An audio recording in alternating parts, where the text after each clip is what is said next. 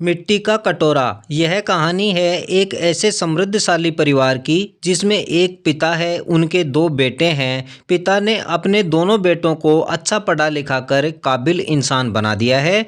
बेटों की शादी कर दी गई है और सभी आराम से रहते हैं। सभी परिवार वाले पिता जो अब वृद्ध हो चुके हैं उनकी बहुत इज्जत करते हैं। एक दिन वृद्ध पिता की पत्नी का देहांत हो गया। बुजुर्ग पिता बिल्कुल अकेलापन महसूस करने लगे। बड़े बेटे के एक 7-8 साल का पुत्र था। अब वृद्ध पिता अधिकतर समय अपने पोते के साथ ही बिताने लगे और भरे पूरे परिवार के कारण वे पत्नी के देहांत वाले दुख से उबर रहे थे। मगर अब बुजुर्ग पिता भी पहले से कमज़ोर होते जा रहे थे, क्योंकि अब उनके ऊपर बढ़ती हुई उम्र का प्रभाव साफ साफ दिखाई देने लगा था। बहुएं भी अब ससुर को इतना सम्मान नहीं करती थी। दोनों बेटे अपने काम धंधे पर रहते, शाम को घर आते और उनका जीवन इसी प्रकार से चल रहा था।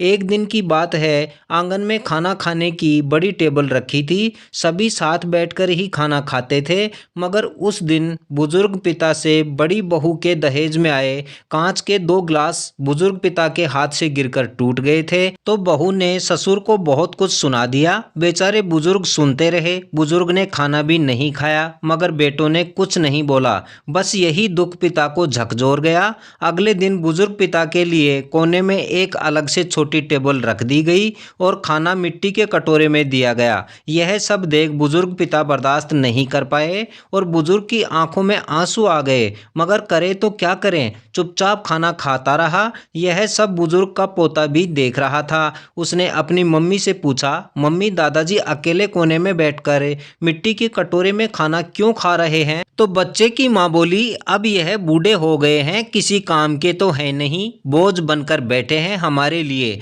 और भी बहुत कुछ बोल गई, मगर बुजुर्ग ने कुछ नहीं कहा और बेचारा चुपचाप खाना खाकर सो गया। अगले दिन बुजुर्ग का पोता आंगन में मिट्टी से खेल रहा था और खेल खेल में वह मिट्टी से कुछ बना रहा था। तो बच्चे के पिता ने पूछा, बेटा ये तुम क्या बना रहे हो? तो बच्चे ने जवाब दिया, मिट्टी का कटोरा। तो पिता ने कहा, इसका तुम क्या करोगे?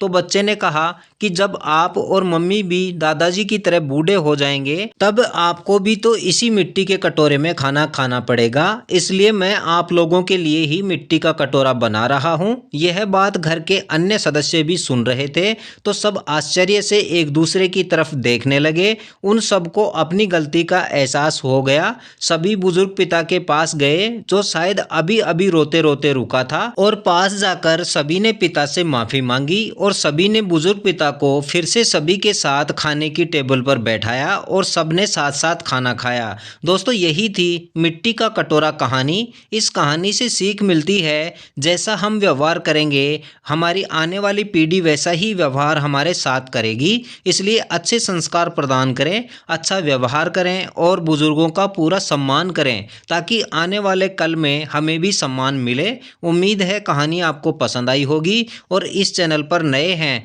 तो इस चैनल को ज़रूर सब्सक्राइब कर लें और कहानी के बारे में अपनी राय कमेंट कर ज़रूर दें। तथा हमारे साथ बने रहने के लिए आप सभी का बहुत बहुत धन्यवाद।